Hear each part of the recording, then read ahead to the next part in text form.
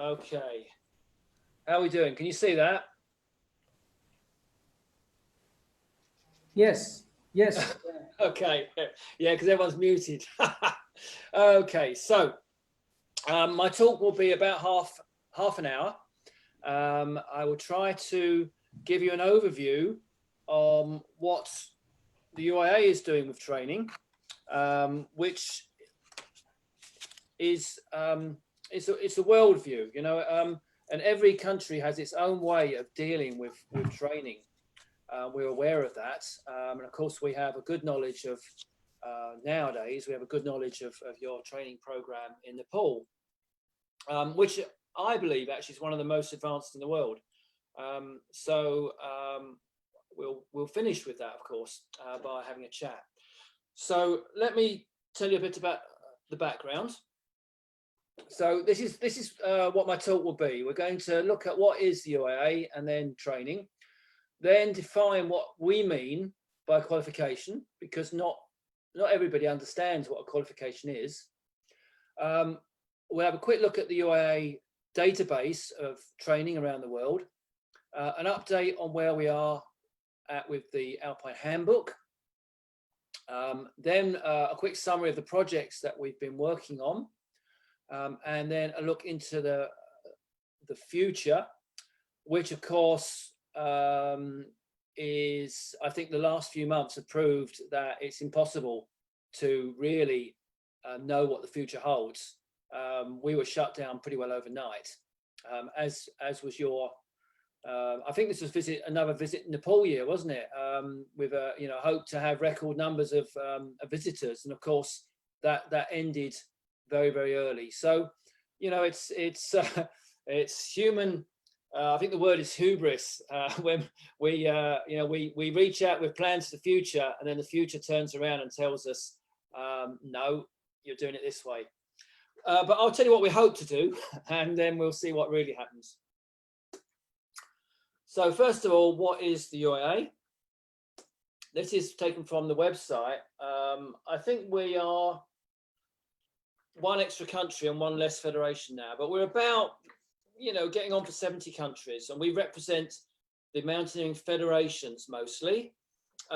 We do have some associate members, and that includes the International Mountain Guides, the IFMGA, and also the International Mountain Leaders or Trek Leaders, which is called UIMLA, as observer members. We also have one or two tourist boards and other organizations such as Slacklining, representative body, and one of the mountain sort of speed running organizations as well. So it's quite what we call a broad church.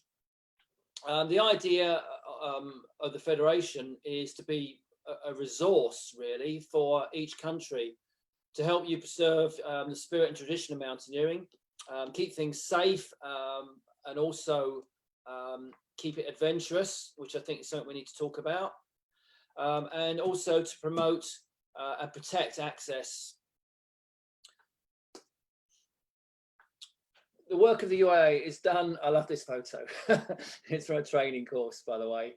But the work of the UIA is delivered by the commissions, and probably the best known of the commissions is the Safety Commission, which is these days mostly about equipment, testing, devising tests for equipment to make sure that what people can buy in the shops, if it's got a UIA label, it means it's been properly tested.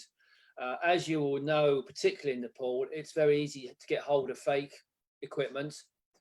Some of that is very good. Some of it, if you put your weight on it, it breaks. So the UIA changed everything when it created the label, because it meant for the first time people would be able to buy something and know that it had been properly tested, and that the systems for production guaranteed that it would be fit for purpose. And they devised the logo that I've just put up there, which is slightly different to the main UIA one, and it's specific for equipment labels. We are working on a label for training, by the way, which has just been commissioned last week. So we should have our own logo. We have a medical commission, and that's been very important, and particularly done a lot of work and a lot of education work about issues with high altitude, you know, the various edemas, and of course frostbite, such like as well. For some reason this is not moving forward. Oh, here we go. We have a Mountain Protection Commission, which is led. The president of that is Carolina Adler, who is a very well respected person in the mountain protection world, and they've been doing great things. And every year they present a prize at the General Assembly for the best environmental project, which you'll probably be aware that the Doug Scott's project won it.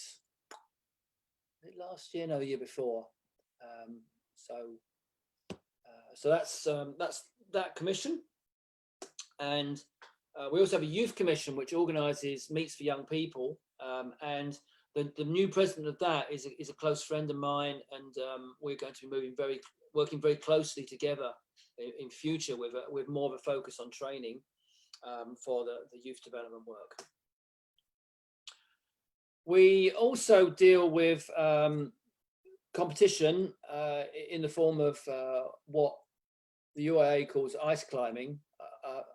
I'd say it's more like dry tooling, really, but nevertheless, it's very popular, and the Winter Series has you know, huge following on the internet, and it's very popular.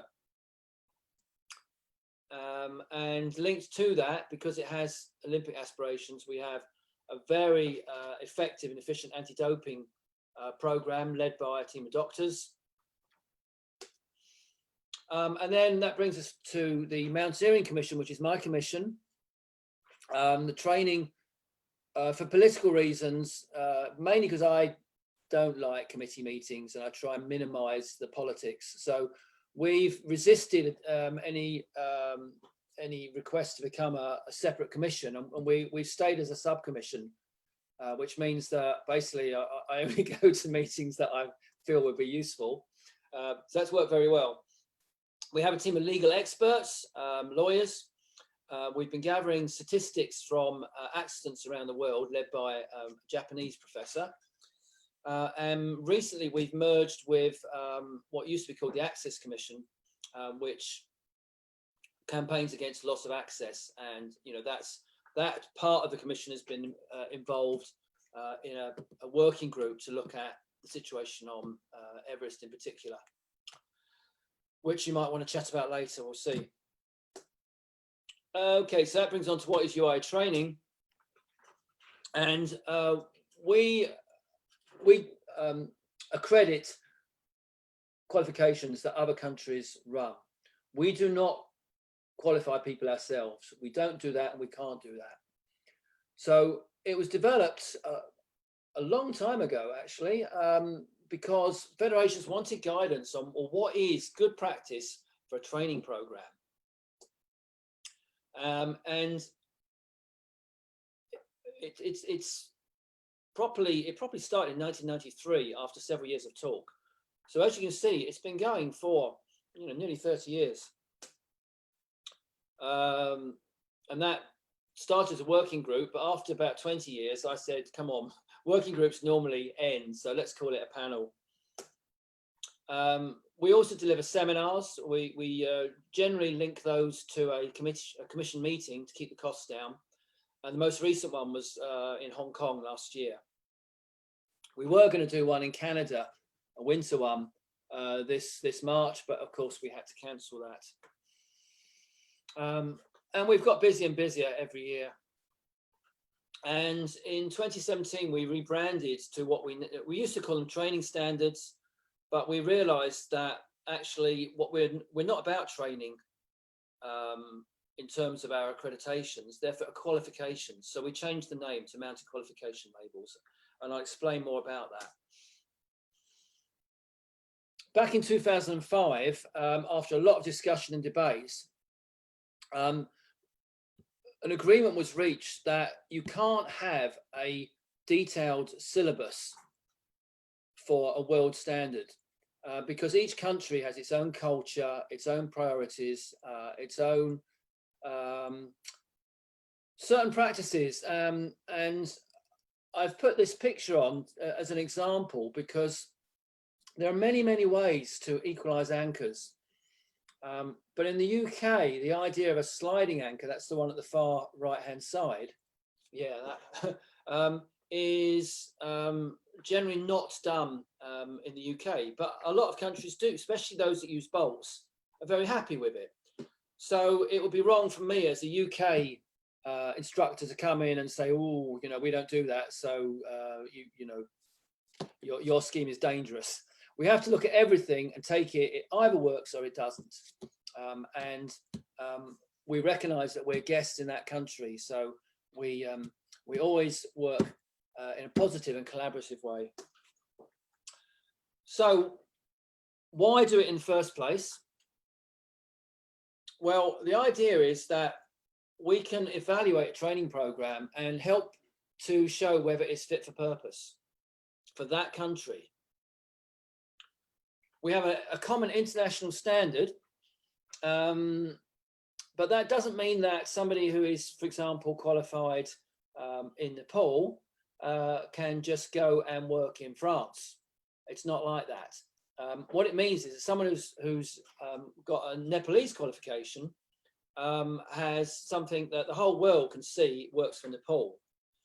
If you want to work in France, you'd have to fulfill the French requirements, which, as quite a few of you will know, would mean you need to be an international guide as well. Anyway, what we try and demonstrate is that the training programs have had some independent person go in and look at the scheme and say, yes, this works. And they need to see an actual course to see what actually happens in real life rather than what's described in the paperwork.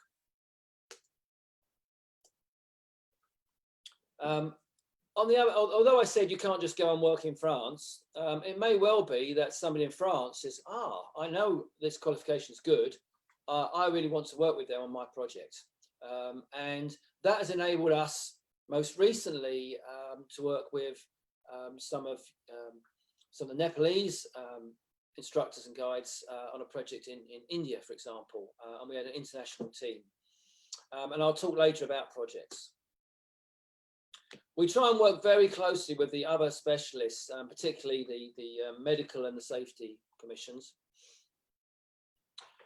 Nobody is forced to use our qualification labels, so it's our job to make them more attractive and make Federation members want to use them, but we don't impose that. We don't, as I say, we don't make any federation deliver qualifications. It's always the responsibility of the federation. Also, each country has its own requirements in law for insurance. We do ask what your insurance arrangements are, but we are not in the position of managing the insurance side. We did come very close to creating a world insurance policy, which would have been absolutely fantastic. But unfortunately, the process took slightly too long, and that window of opportunity ended, which is a shame back then. But of course, it would have ended after COVID-19 anyway. That's probably not a complete list, but it gives you an idea of the amount of countries that have already got mountain qualification labels. I just threw that together quite quickly. We do the labels for several activities. Basically, if you look at the type of, oops, let's just go back, sorry. If you look at the type of qualification, we have walking, rock climbing, winter climbing, mountaineering, ski mountaineering and canyoning. And the accreditation that we did in Nepal was for walking.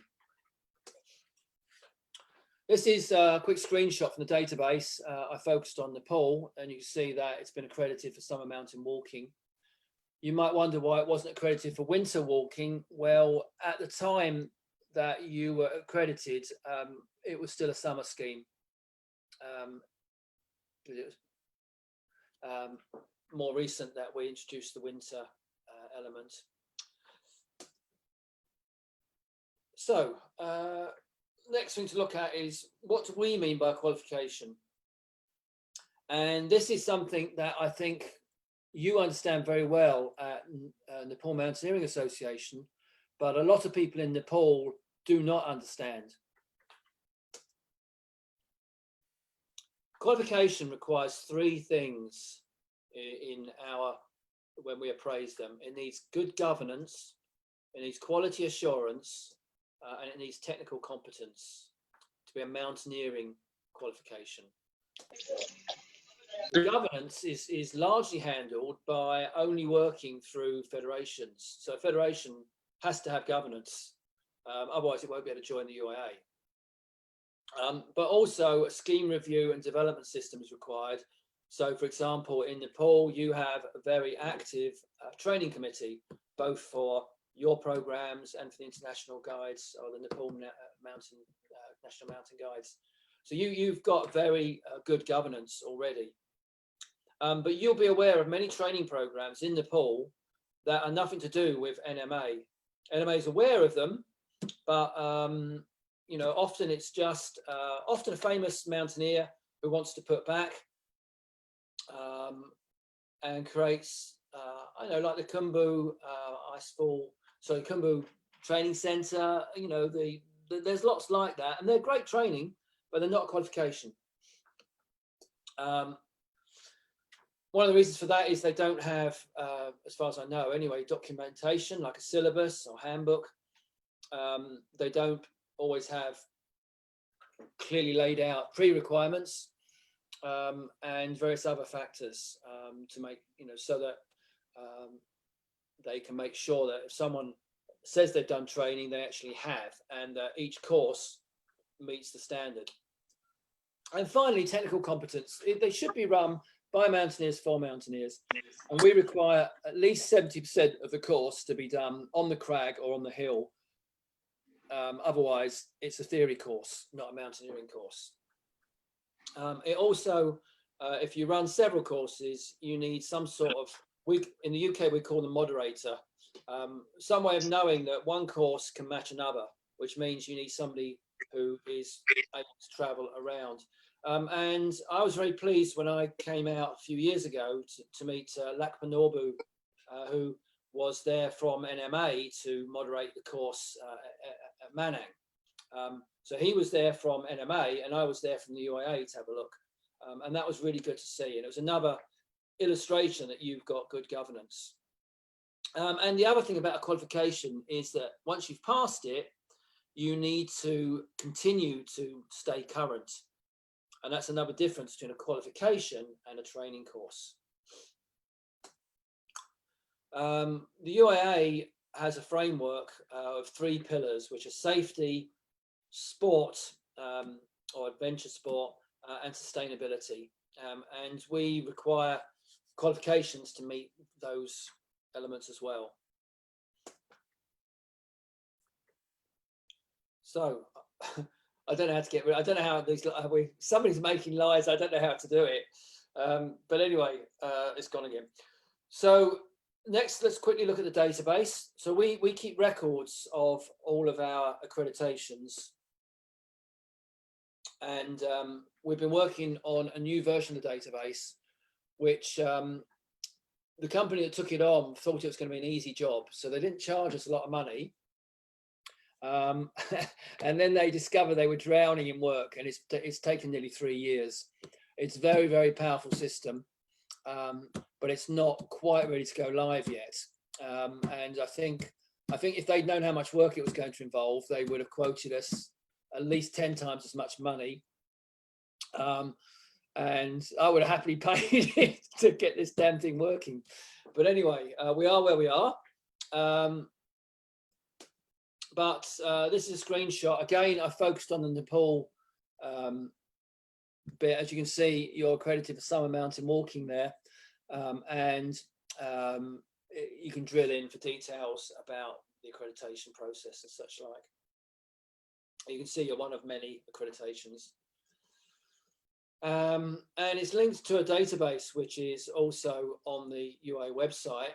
The more observant of you will know that at the moment it's frozen on the UIA website while we work on the database. But when it goes live again, this is what it will look like. You can see that the green areas are where a country is accredited. And you'll see that Nepal is a little island within Asia. Apart from now, Hong Kong is accredited as well. So you're ahead of the game there. But what it means if you appear on our world map is that you must have good governance and that you've put in the necessary intellectual investment. And several of you will know how much work it took to create the qualifications and keep them running. It's not easy. So much involved, working out. In a way, one of the hardest bits is to work out what not to include. You could spend, well, we all do, we spend a lifetime learning, but you have to decide which bits are crucial to a qualification. And that's as hard as anything else.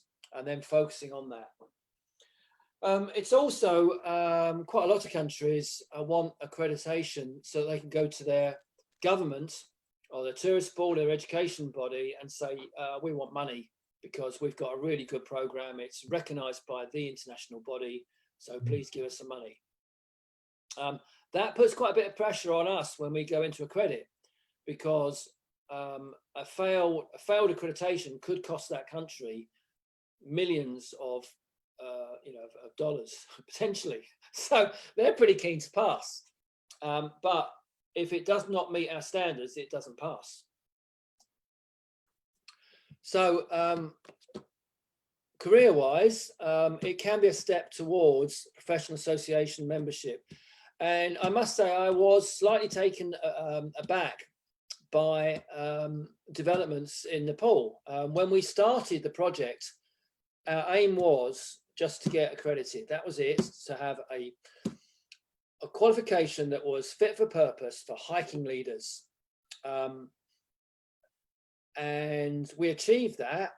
Then your people, having become accredited, then formed a professional association and then went on and decided they wanted to join UIMLA, the international professional body, and did everything it took to achieve that, which was amazing. It was beyond our original conception. So fair play to your guys. They were ambitious and they saw the opportunity. So I've always said it's a possibility, and Nepal proved it.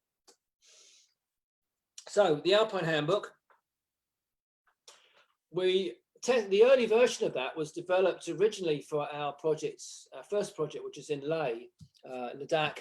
But really the proper testing was done with your guys. We had a ring-bound version, and it was only after several courses that we actually published it.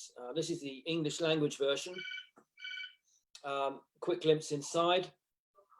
And we are currently working on a new edition of this. We've got a brand new weather section, new bits on several areas, including canyoning and more material on adventure rock climbing.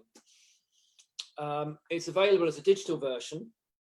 And again, this was partly because of the interest in Nepal. A lot of people, wanted a copy of the book, and we just didn't have enough copies for a start, and it's expensive to transport. So we made it available as a digital version. And I found a way of doing that using a magazine platform called Magster. And we've sold a lot of copies worldwide. And we're able to generate sales reports. We don't make a lot of money from it because we try and sell it as cheaply as possible. But that list that I've just put up there, that was about a year ago, and represents the nationality of where people were buying the digital book from. Bearing in mind it's English language, I'm I'm amazed at the range of countries that were buying it. So now, of course, the book is available in several other languages, and the latest is Japanese, just finished this week. But there's about 10 languages already, and there's more on the way. So the projects. Well, of course, this is a favourite memory of mine from the crossing of the Gangelar, our winter training, and it was kind of combined trainers, but also winter input for snowshoeing and various other things that would help the association with its application to join WIMLA. But the project in Nepal went from introductory courses, which were very much feeling our way, and I'll be honest, were partly a PR exercise. You know, we did a lot of rock climbing on what was really supposed to be a trekking course, but they were fun courses, and of course, some of the people who graduated from that course went on to become trainers. And at least one has become an international guide, who probably wouldn't have had career opportunities without that program. Other programs, Tim Jefferson and I worked together on quite a few courses in Jordan. This was working directly with the tourist board. They don't yet have what we would call a federation, although they're working on it. And this project was very complex for us because of the politics, and again proved how important the whole governance thing is. And eventually, it ended when they had a change of staff at the tourist board.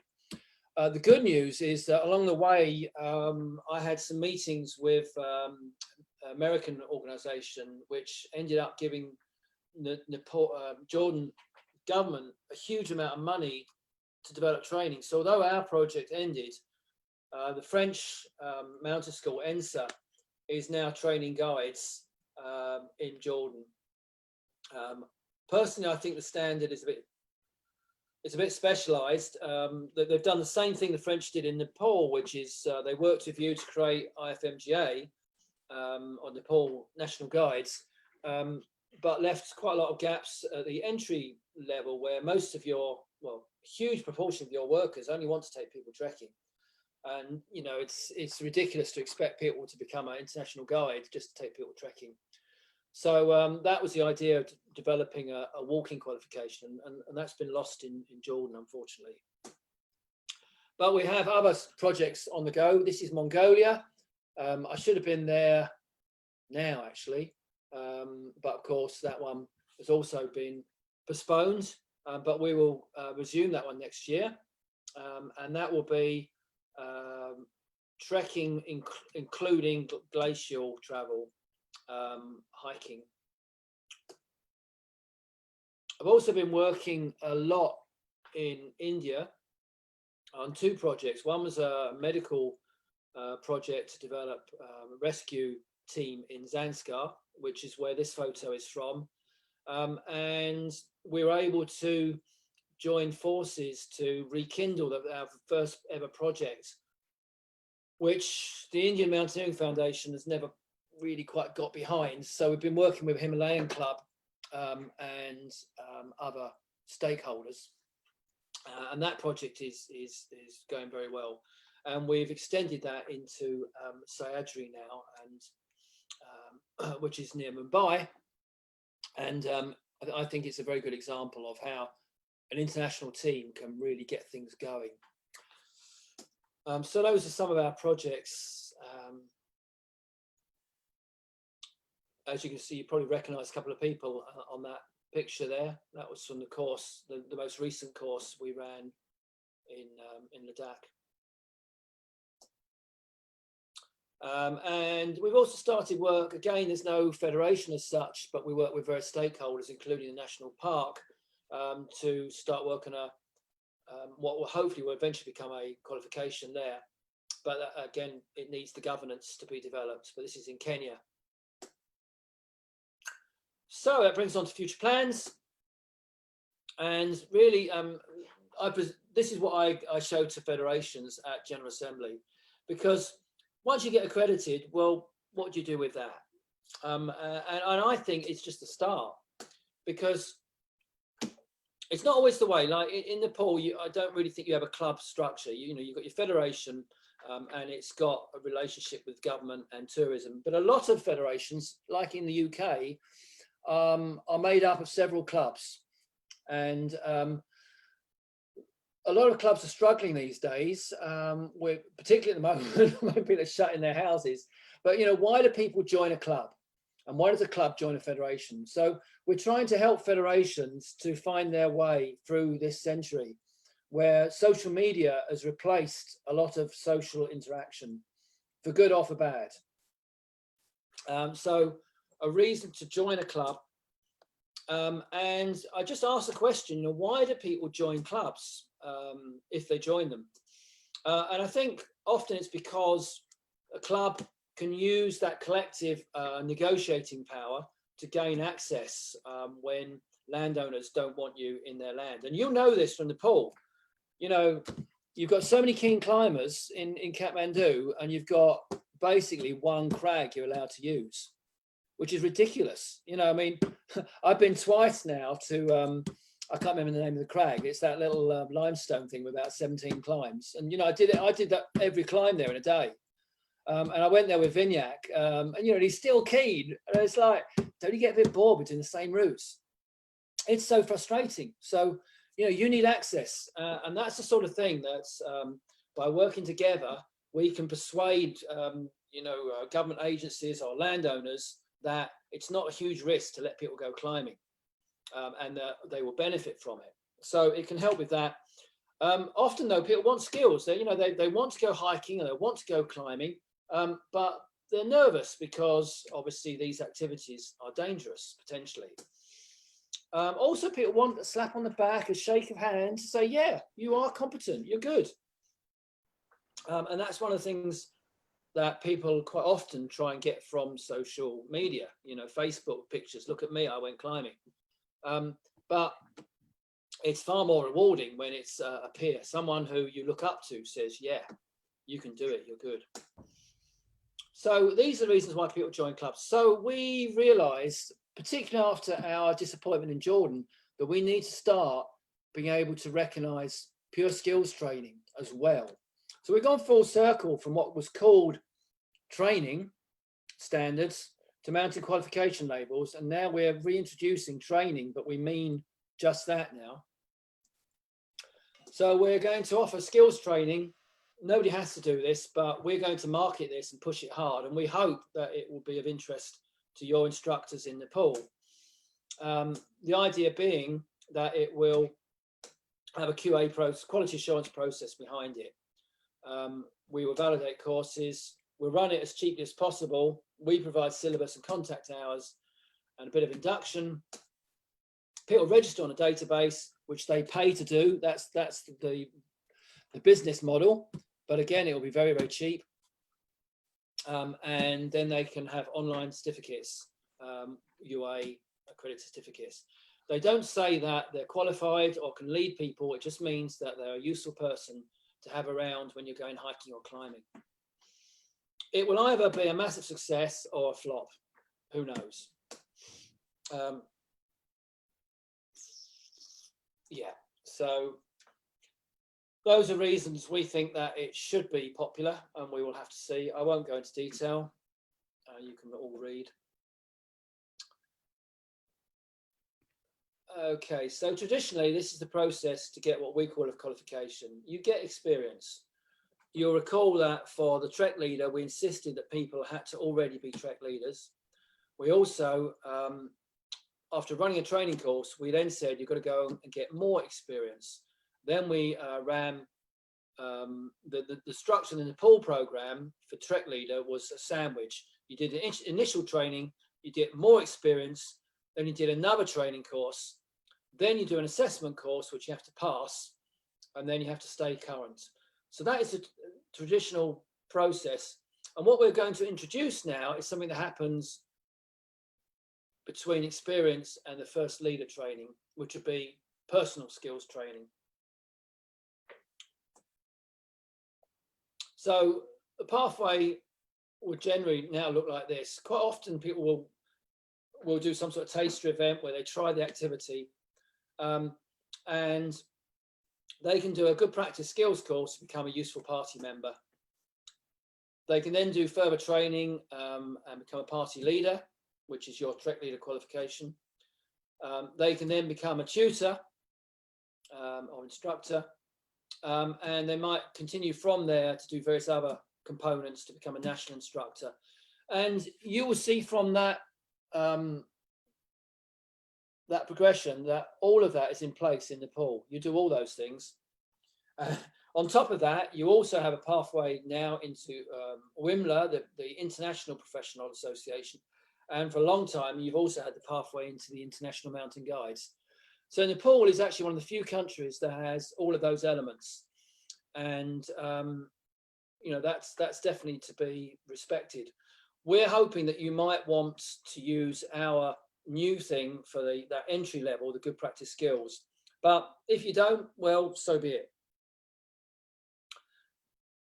And that brings us, that's the end of my presentation. So we can now stop screen sharing. Incidentally, I've got the database up and running, so I can share that at some point if you want to see it. But let's stop the share. Here we go. And great. So now I would like to open it up to any questions, which Cool, you can what's the word? Chaperone, or you can host that. Thank you, Steve. So you're saying that you finished now, so do we still have to share a few more data, so finish now? Yeah, I've finished the presentation, so I'm happy to answer questions. I have other presentations. I mean, I can keep going all day. Thank you. But I think it's much better that I answer some questions now. Thank you, Steve. Yeah, thank you. It was excellent. Thank you so much. Very, very informative and, in fact, very useful information. Thank you so much. I think, well, I have lots of questions already in the message box, which is I'm going to just share with you. But today we have a very senior person as here. There one, Dr. Ganesh, if you don't mind, just unmute your phone. Would you mind just speak your question, what you have written in the inbox? I rather would like to you question yourself, very related with the NMA's training and all that one. I would like to request Dr. Ganesh just question to Steve, please. Please unmute. Dr. Ganesh, if you don't mind, please unmute your mic. Yes, go ahead. It's gone again. No, you still unmute. Yeah, mic on, please. I did unmute. Yeah, it is now. It works now. Sorry. Yes, go ahead. Oh, thank you very much, General Secretary. And thank you very much for Steve Long for a digital presentation. It is a very interesting and it is a very informative for us.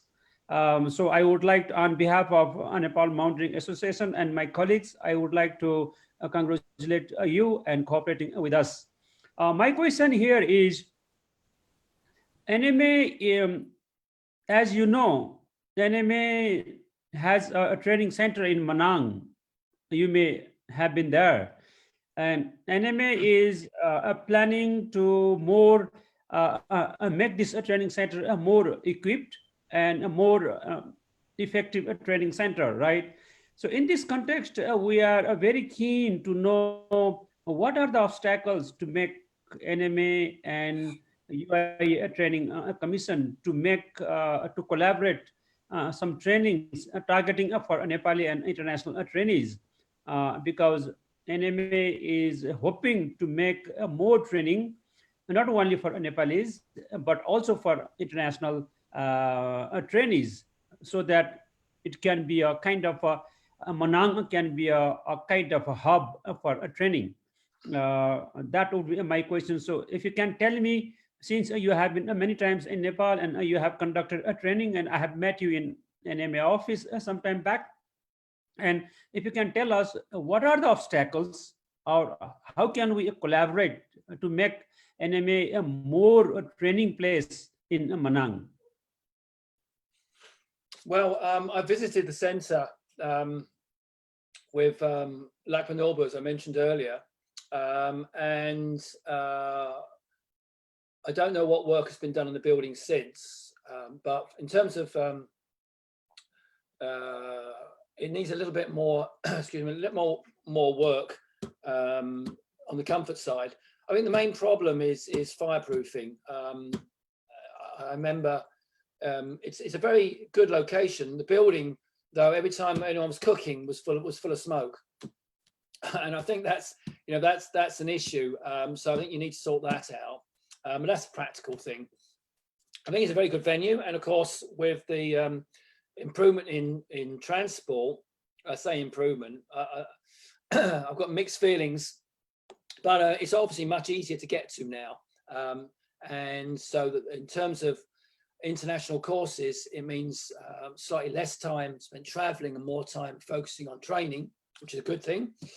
It's a fantastic mountain location. So it's got a lot going for it. The rock is not brilliant in the area, but there's enough. You've got glacial terrain nearby. So yes, it's a good centre. I would say that your aspirations for attracting more international people, obviously COVID-19 is going to be an issue. I personally believe that we're going to see difficult times for international travel. That doesn't mean to say you won't get international visitors, and particularly you'll get them from India, which is a massive growth area. And given that Indian Mountaineering Foundation is not taking a lot of interest in training, I'd say your customer base may well be Asia. So that's something to think about. You can't, this is what I've been saying earlier about qualifications, you can't qualify people from other countries. That has to happen in their own country. But what you can do is provide skills training and certification. And that sounds exactly like we are hoping to offer from the UIAA is accrediting the courses that you run for skills training. So rock climbing, hiking, all that sort of stuff, personal skills, no problem. It just gets muddied when people come away thinking that they're a qualified trek leader if they do a course in Nepal, because they may be able to work in Nepal, that's up to you, but they won't be qualified when they arrive back home. So you have to make sure the expectations are clear, what people are going to get from a training course. But I would say Nepal has huge potential to be leading the world in training, because you're already a very popular tourist destination. And if I had the choice between an introduction to climbing or hiking in England or Nepal, and I could afford to go to Nepal, I'd choose a Nepalese course for sure. So you've got you've got a very attractive starting point, but as I say, international travel is going to get harder. So as a venue, as I say, I think the main limitations in Manang are just the fact that the environment is quite harsh and the rock isn't the best quality. But you have got some good stuff nearby, and I saw some multi-pitch climbs that were being developed on the trek in as well. So you've got all sorts there. I think it'd be a fantastic base.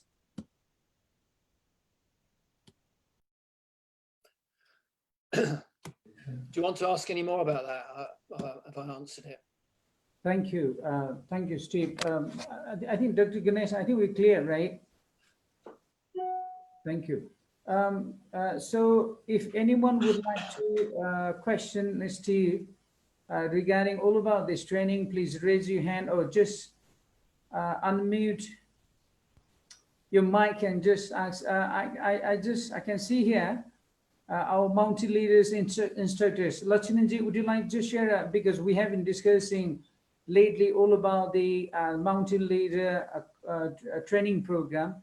And if you would like to ask a question, I think this is the best time, but the best opportunity. Lakshmanji or Sakiji, wherever, do you want to just ask a question?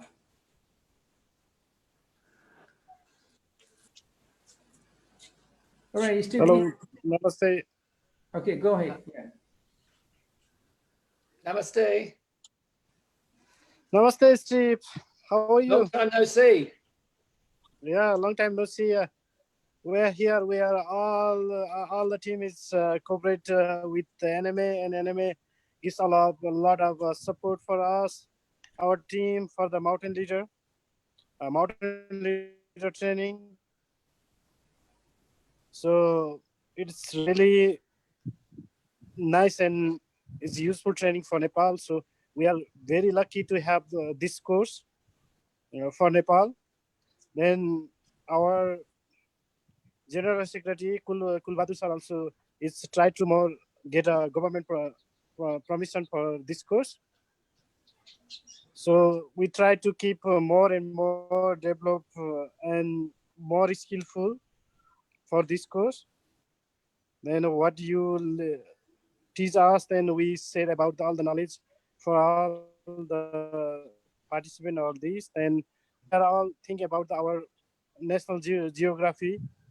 Then we make a syllabus like our one country and one geographical situation. Then we'll try to more best our team. Thank you. All right, Lakshmanji, thank you. I think I was asking a question from you, in fact. Keshaji, do you want to, I think it looks like you want to speak. Go ahead, yeah. Thank you, Lakshmanji. Yeah, just ask question all about the mountain leader, please. Yeah, please, Keshaji, unmute your mic. Mic on, please. Yeah. Oh, Thank okay, you, sir, for this chance. Question, okay? Yeah. Sir, in this program. So we're running Mountain Leader course as Steve and the team started with NMA. Since that, we are holding and running this course pretty much well. And this course is getting every day, every minute popular. And a lot of people who works on the mountain, as a guide, they wanted to take this course. Steve, I would like to ask to you to clear a little bit about difference between mountain leader and mountain guide, because it gives some sort of confusion in our community. So can you, if I tell that the same thing that you can tell, people from here that may not believe me, but you are as expert from all over the world, and you are the training chief of the UIAA, so people can believe that you can what you can say. So please, Steve, can you clear that? Mostly different between mountain guide and mountain leader. Thank you. Yeah, it's a very good question, and it's in the end I have quite a difficult balancing act to do to look at the professional issues of national and international work, and also the difference between voluntary leaders and professional leaders. Now in Nepal, most people who work in trekking do it for a living. You know, it's professional. So all of you need to be aware that that's not the case worldwide. In a lot of countries, people get into leading with no intention of making a living out of it. They just enjoy taking people hiking or climbing, mainly hiking actually, but or introductory sessions. So we get, for example, scout leaders who are not really into rock climbing, but they really want their kids to have an introduction to climbing. So people like that are volunteer leaders. And so a lot of countries develop qualifications primarily for them. And when you go to some countries, particularly the original guiding countries like Germany, France, Italy, Austria, Switzerland, they, as far as they're concerned, you're either a professional, which means you're a guide, or you're a volunteer. There's nothing else. So you need to be aware of that backdrop, because we're looking at an international world. Now in Nepal, you're somewhere in between, because you've got international guides, which is a very high standard, and it includes any aspect of mountaineering. So guides should be able to do anything that's in the mountains, whether it's hiking, climbing, rescue, skiing, has started to get introduced as well, even in Nepal. And your guides also have proper high altitude, like extreme altitude experience as well. So you've got some of the most experienced and highly qualified guides in the world. When we got involved, it was because the Petzl Foundation, which is a French charity, and remember the French have done a lot of work. ENSA, did a lot of the training work for the original guides. Petzl Foundation saw that it's all very well having guides, but you've only got a handful, and you have thousands of people taking people hiking. And so you needed some sort of way of accrediting good training for hiking leaders. So we're very careful to use the word leader for hiking leaders and mountain guide for guides. And that's how I pushed things very hard when I first started working with you. We avoided the word guide. On the other hand, now your association has joined WIMLA, which has also actually been quite careful. If you look at the name of their organization, it's the Union of International Mountain Leader Associations. They avoid using the word guide. Now, in your industry, trekking leaders call themselves guides. And it's in their interest to do that. Guides have spent centuries making the word guide very attractive, a lot of kudos. And I think maybe we made a bit of a mistake as a body to not trademark mountain guide right from the start, like 100 years ago. So anybody can call themselves a mountain guide, but only someone who has the carnet, the badge, can actually legally be a professional guide. So it is complex, and trying to explain that to your customer base is really hard. But we recommend if you're taking people hiking, you call yourself a leader, and if you're taking them mountaineering and you're qualified to do that, then you're a guide. And in between, and you have this as well in Nepal, don't you? You also have your instructors, and those are people who are very competent, but they're not guides. They focus on the teaching side. So you have that full range in Nepal as well. And you're quite right, Keshar. It is complicated trying to explain that to the public. Fortunately, everybody on this Zoom talk will know the subtleties because you all live and breathe it, particularly Tulsi, of course. And I think we've worked very effectively with that. But you also have things that confuse people more in Nepal. I mentioned the Khumbu Climbing Center. I'm sure they do great courses, and there's probably people here who've been involved with that.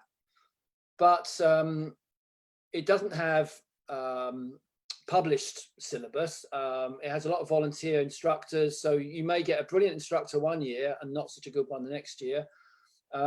And there's no follow-up. You do the course, you may then work on further courses, but you don't gain a qualification as such. And then to make things even more complicated, you've got the Nepal Mountain Academy, which has the same acronym as your federation, NMA. So people may well think the people from the academy have got the NMA guides course or the Trek course. So you've got a lot of issues there to deal with. And I can't give you the answers. That's up to you to deal with. I don't think it's a priority for NMA.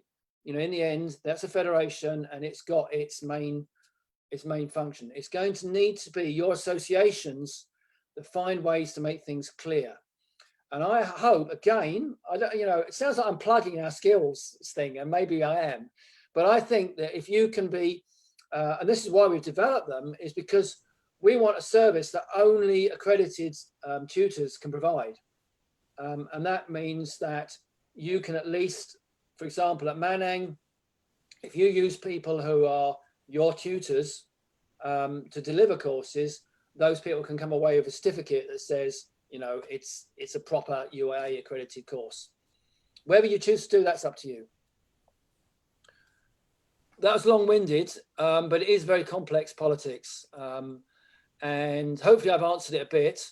I'm sure Tulsi can give you the Nepal Mountain Guide's official view as well. But it's really hard, you know, and I, as a mountain guide, I have to be very careful, and I have to keep the president of the guides, international guides, regularly takes an interest, and we've talked a lot about what we're doing in the UIAA, because people are worried that people do a hiking course and then call themselves a mountain guide, and we've been very clear about what our qualifications are, what, you know, what they're about, what you can do with it, and what the limitations are. Thank you, Steve. Yeah, it is indeed. Yeah. I don't know. I, even being a general secretary in this group, whether I should say or not, they're a bit confusing, this anime and the other anime. But anyway, we still strongly believe that they're more in academic way and we more in technical way. Nearby, like 47 years, the history in the Nepalese historic career. And especially in the mountain tourism, and the enemy is anime anyway. So I think if everybody, we join our hand together, we surely can develop a lot anyway. This is, we have, and to be honest, we have been officially also been dealing with them, you know, sometimes giving this very confusing name. And then also that more than the theoretical way, more academic way, whatever they develop the course, we're not going to that way anyway. So whatever training we're conducting, we would like to develop in a rather better way and making it even better.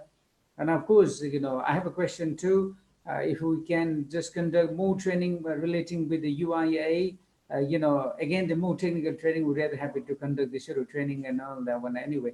So Steve, I'm sure that, well, the friends have been a few questions in inbox, but also before that, also I have my own question on behalf of anime. So, well, the training, what we have been conducting by anime, you know all. I simply just a little bit review their basic mountaineering training, advanced mountaineering training.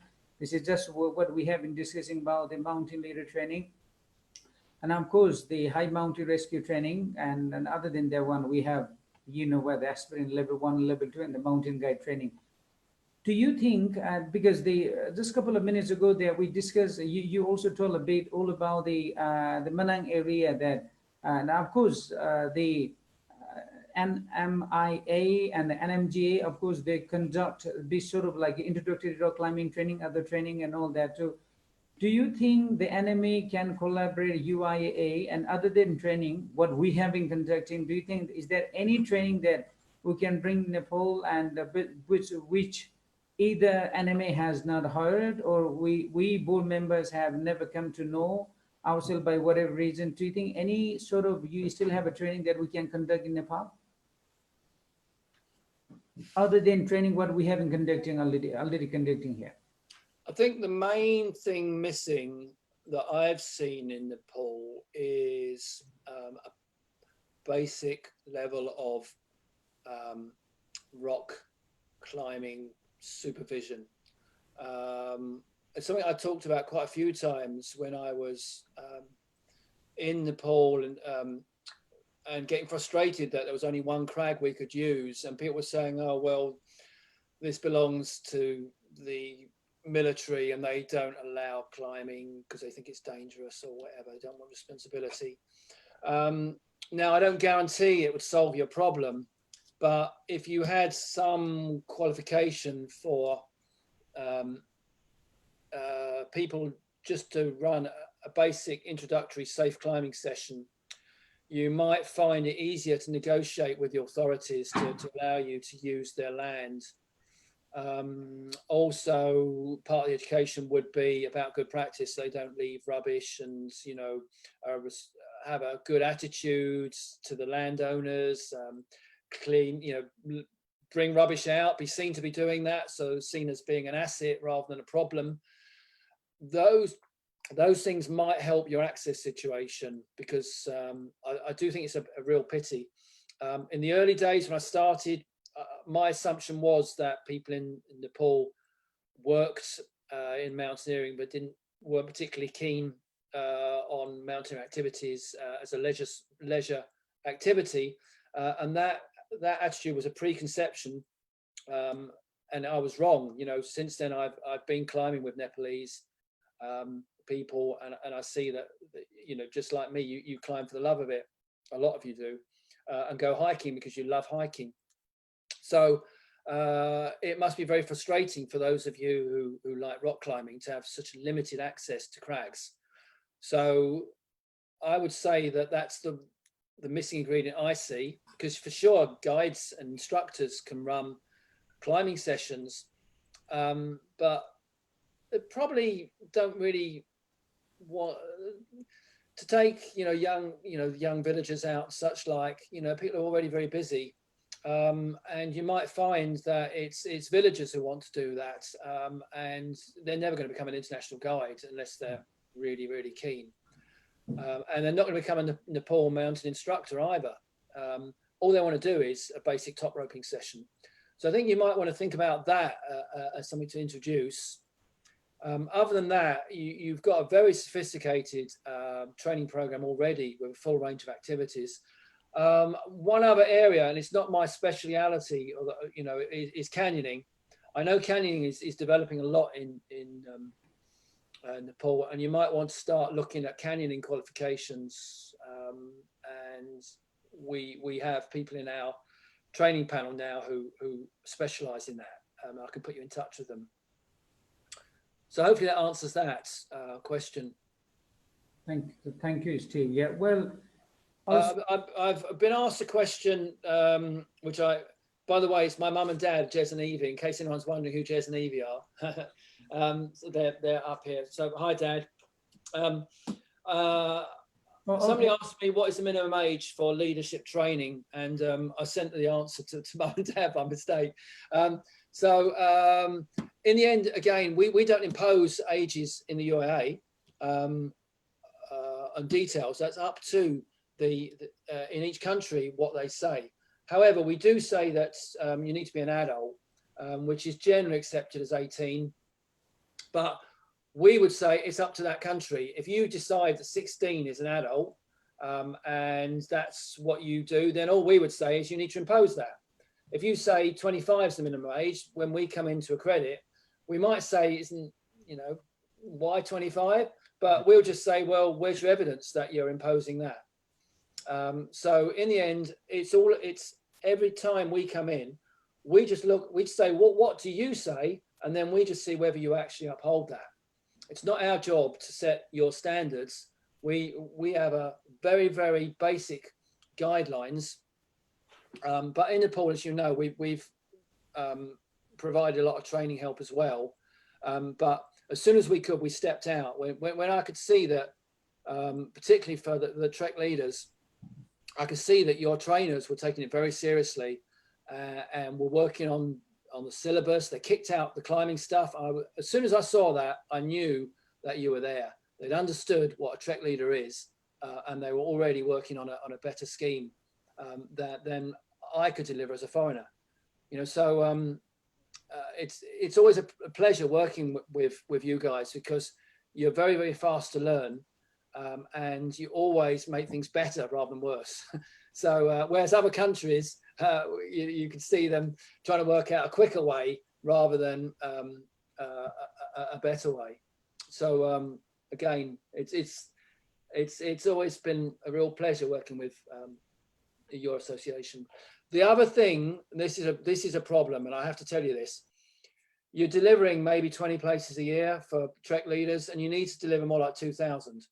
So you know, although it's a good scheme, there's huge pressure to do something else. So I think that you're going to need to work collaboratively with the Mountaineering Academy. I think Ian Wall has taken a role on there as well. He's everywhere, isn't he? I'm surprised he's not here. But you know, you need to work with them and find a way so that you're all delivering a program. Otherwise, you're only going to have 20 people a year, and a lot of people very frustrated they can't get on the program because there's not enough places.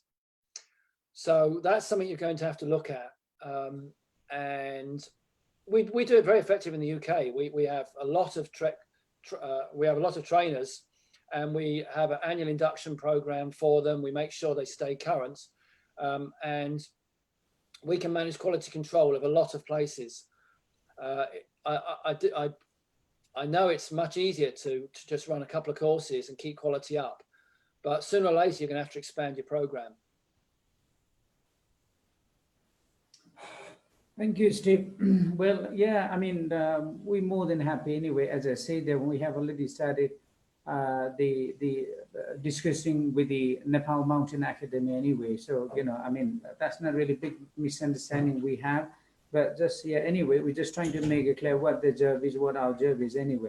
Thank you, Steve. Well, Steve, I would like to just take about in a minute what the mountain leader instructor had put your question before. Yeah, around this monsoon, the mountain leader in Nepal this year supposed to do assessment. I mean, you know very well, but I mean, because of the various things that even our basic mountaineering training and the mountain leader training at the moment we have postponed. But if not autumn is this time, we don't get that many tourists, then we still want to conduct out these two trainings anyway. We don't want to cancel it. But at the moment, because of the lockdown, we can't really do. Some of our guys are back at the village, so we can't really even have them here and all them. We will continue that one. So again, could you just make it a little bit clear there on those the mountain leader assessment? If we just continue sometime in autumn, do you think that we still will have to inform you at least 6 months early in advance, or this time, if we want, we can still carry on? So because then we have been discussing NMA and our mountain leader instructors, as I told you earlier, around this month supposed to happen, but you know, so like a monsoon one, it's supposed to start around like the first week of July, but we really don't think that we can conduct the mountain leader, the level 1 training this time. So we have postponed it anyway, but hopefully soon the lockdown over that we will conduct. So about this assessment, what do you think? Do we have to wait till the 2021, or we can just start sometime? Well, of course, if this training is over in monsoon, we can't, but then we have no choice. We will have to go 2021 anyway. But what do you think? But we're really keen to do that anyway. Well, let's be clear here. What I think in the end is interesting, but it's irrelevant. You know, it's your scheme, it's your program. All we've done is, well, obviously we helped you start it up, but it's you took over, which is what we always hoped. So it's your program. You do the quality assurance. You know the you know what the national policy is about containing the virus. As soon as it's safe to run them, then you have complete freedom to do it when you think. All we say is that you need to wait until you can do it properly. So what I wouldn't want to see is an assessment that ends up being theoretical, with an exam paper only or something. You need to have, fundamentally, we believe that a trek leader should have been assessed on a trek, you know, on an actual hike. And initially we accepted just the day hikes, but I was really glad when you made them proper overnight trips, because that's what a trek leader does, you know, and we want assessments to be realistic. So I think you've got a great program. Don't water it down, but you don't need to ask us for permission when to run it. You know, as soon as you can run them practically, then go ahead, and good luck to you. And I think, as I say, do look to your neighboring countries and also Nepalese people as your customers. I think that tourism is going to change, and you're going to see less, with the best one in the world, you're going to have less visitors from Europe and America and more visitors from Asia. I just think that's the way the world's going. So again, you need to be ahead of that curve. Yeah, thank you. Thank you. So friends, if anyone has a question, so this is a question and answer session. So being a moderator myself, I don't want to ask only questions myself, but though hopefully this question is our common question. So if anyone has a question, please just raise your hand and just ask to Steve. Before that, all right. So this hey, Steve, namaste. So, My question is, if anybody want to join the International Mountain Leaders Training, then what will be the requirement and age and qualification? Then what you suggest for the training? yes, thanks for that question. I did actually answer it, but unfortunately I sent it to my mum and dad instead of you. So sorry about that. Yeah, in the UIAA, we recommend 18 as the minimum age for leadership, but it's up to that country, you know, where each country decides for themselves what you regard as being adult. All we say is that the person needs to have, you know, a depth of experience. So it's really up to NMA and your association to decide what the minimum age is. But all we would say is, you know, anything above 18 is acceptable to us for leadership. In terms of skills, pretty well any age. That's a different thing. You know, people can start these activities quite young. But in terms of leadership, that's an adult responsibility, and you therefore need to be an adult to do it. The more experience you have of leading hikes, the better. So right from the start, we recommended that the qualification insisted that people have to have, you know, proper trekking experience before they can turn up for assessment, which is only right.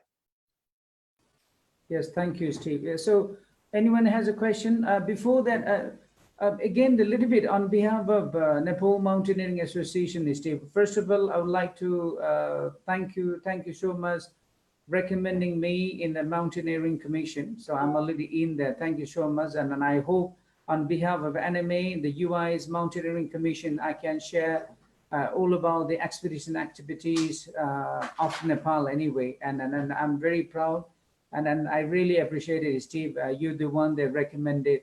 Now, coming to the training panel, I may be wrong. Correct me if I'm wrong, that one. So I know our instructors are there. I mean, you put, but usually I see from the board member, no matter whether this board member or the previous board member or coming board member, I personally, as a general secretary, I would like to request you, and of course, just put this question to you, the one. If NMA can be one of the board members, I would say, I don't mind, you know, if one of our guys who are in the board member, if one of the board member, if in the training panel, I think that makes it easier for NMA to know. I know you're very close to us, and you're always, you know, happy to share information, very easy to access with you and all that one. I don't say even the UIA doing wrong job, you know, of course they send email, and then sometimes people do not pay, our board do not pay attention for whatever reason, then very difficult to be in the panel. So that's why sometimes we do not know. And I mean, NMA does not know what is happening in UIA training panel. But as I said, of course, we get from you them. Do you think every year, if we just simply try or request training and mountaineering as well as other panel, not necessarily be every commission, but at least the training and the mountaineering, the NMA can fit in, so that, you know, we can just share more ideas and also take input and of course take closely your help in all that one. So what do you think? Is there certain criteria then, anime not being able to fit in there, or it's just our lacking that we never just requested on time or initiated on time? What do you think? Okay, I'm not exactly sure what you're asking. I mean, you're now in the Mountaineering Commission, Yeah. so I tend to. There's very little stuff that we just keep internal in the training. We tend to share everything with the Mountaineering Commission, so that members have an input. Because I like to have a sort of broad range of experience to check that it's very easy as a trainer to end up in your own little bubble. You know what this is like from social media. So I like to have scrutiny from people who are not trainers. So you'll get a lot more information just because you, Cool, are a member of the Mountaineering Commission. If what you're saying is you want someone in the training panel, then you need to put someone forward to join the Mountaineering Commission from the training side, and then they can join the training panel. That's our system. Nobody can. We're not as I said before, to avoid the politics, we're not a commission. We're a subcommission. Right. That may change, but because I seem to end up having to go to all the things I tried to avoid, I've ended up having to go to them anyway. So it may be that we become a commission, in which case it would be a case of somebody joining direct. But we're not in a hurry to do that, because, to be honest, if we left the Mountaineering Commission, it would damage the Mountaineering Commission. Training is a very big part of what it does. Yeah, so we're not pushing to become a separate commission. Yeah, well, I mean, as I say, there's so many things we would like to know, which is not necessarily know what the UIA is doing, but it's still certain like training part, as anime also conduct a lot of training and all that one. So I know even sometimes you're not there, we'll contact somebody else, but however, if somebody in the panel, then it makes us easier and all that ones. And I mean, for last time, it was a little bit difficult to access when you say you want to be, and there was a little bit difficult to understand the criteria. That's why I'm asking. But anyway, it's just good that one. So as I share you the good news there, when I'm in the Mountaineering Commission, now it's very good. Whatever happening in the Mountaineering Commission, then I can update my board. And also when they talk about the expeditions in Nepal, then I can share them information. I know NME is not only the way to know for the UIA's Mountaineering Commission, but it's still the NME being the federation member, and we leading the expedition, and just we have a close information, good information, well, even bad information, we can deliver them easily. So it's being easy to access. So, but when someone not in the, obviously in the commission and all that one, sometimes a bit difficult and all that one. But anyway, I mean, as I said, I'm very glad, and we sharing a lot of information and all that. Well, I'll go with all the friends now. So, well, once again, friends, we have about like 10 minutes left. Well, we say 1 hour, close to 2 hours. So if anyone has a question, I don't see questions in the message box. So friends, if anyone has a question, please raise your hand. We have about 10 minutes. So this is the session today. We're talking more about the training. So if anyone has a question. Tulsingji, if you are listening, so Tulsingji, do you have any question?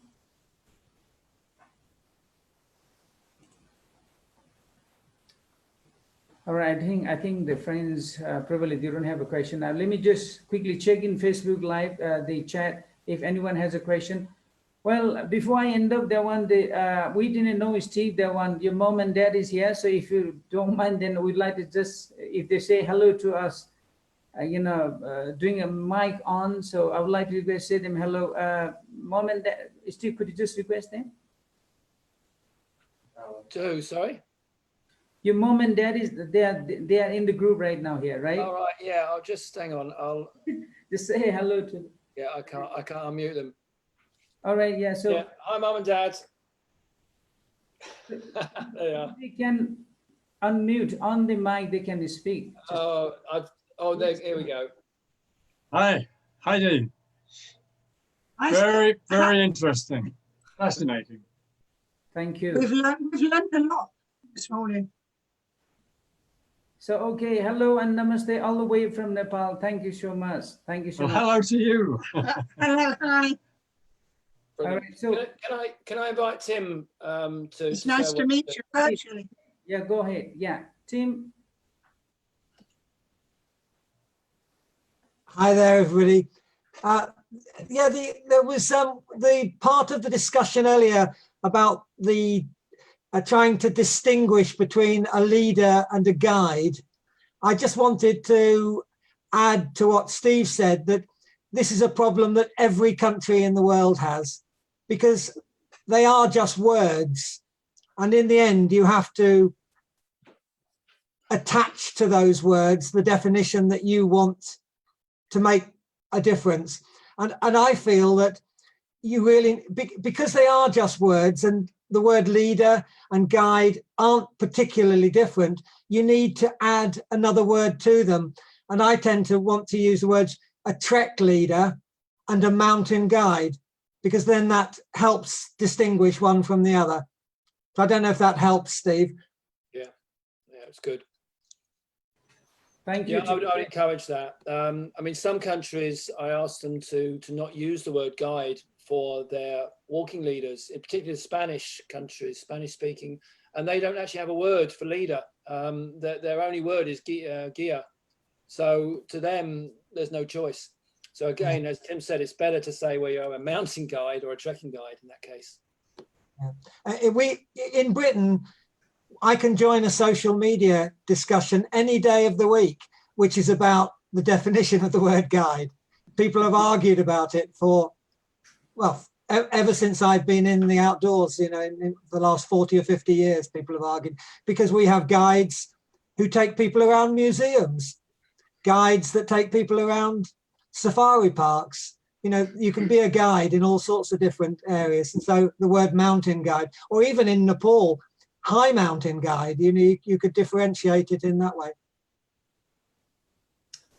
Thank you, the team. Yeah, it is. In fact, also our mountain leader instructors, even like about 3 days ago, we have been discussing with the Department of Tourism here, and we're trying to make it clear what the mountain leader is, what the mountain guide is. And initially, still they have been big confused, not blaming anyone else. They're saying, oh yeah, mountain leader is good, who takes people on the top of the mountain. I said, no, you know.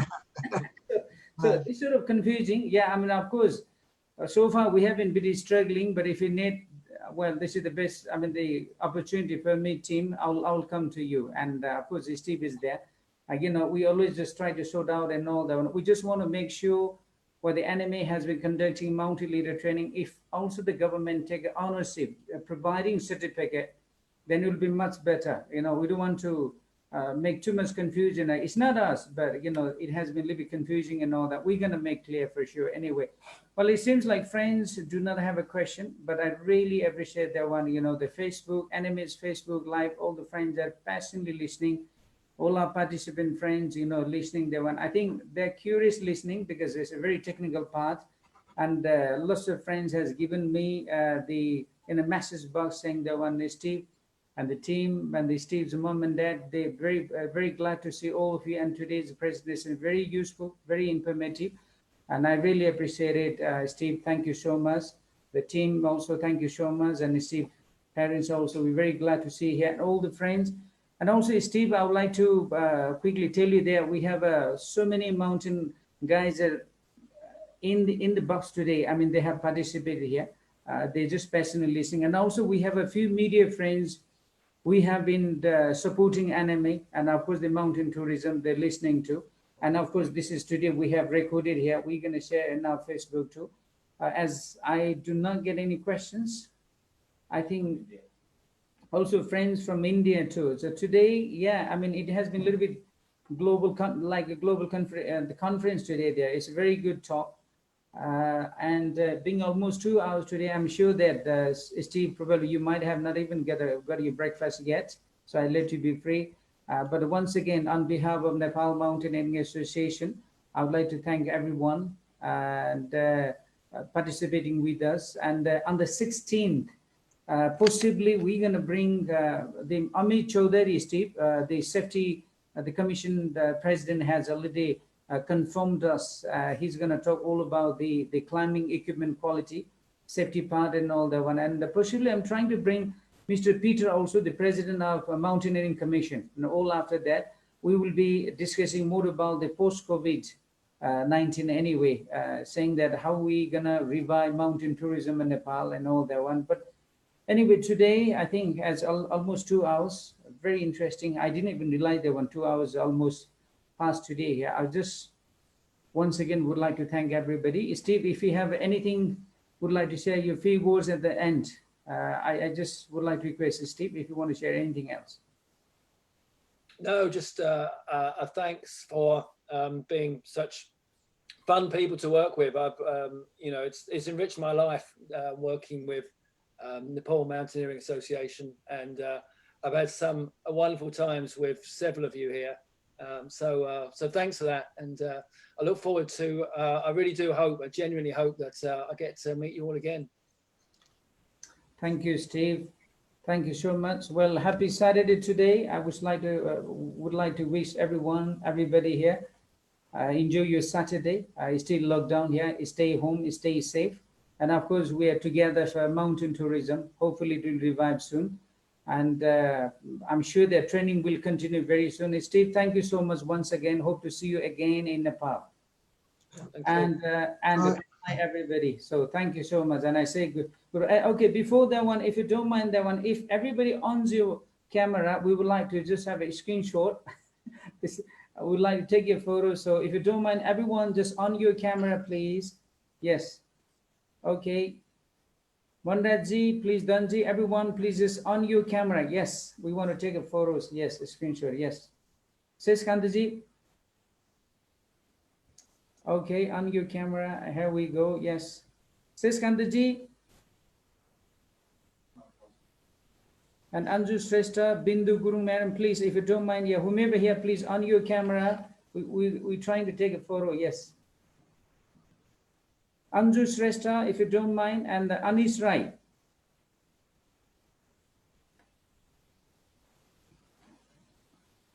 All right, we have taken it, that one. Yeah, okay. So, yes, here we go. Okay. Okay. We did it. Thank you. Thank you, everyone. All right. So, goodbye for today. And yeah, stay safe, everyone. Thank you. Take another shot. We've got more people. Thank you. Well, I just requested, I think some of the engineers just on camera, maybe they're busy anyway, but well, at least their name has come on the screenshot anyway, and hope to see you back again, old friends. Thank you so much. And goodbye for today. Bye-bye. Bye-bye. Bye-bye. Namaste. Namaste. Namaste.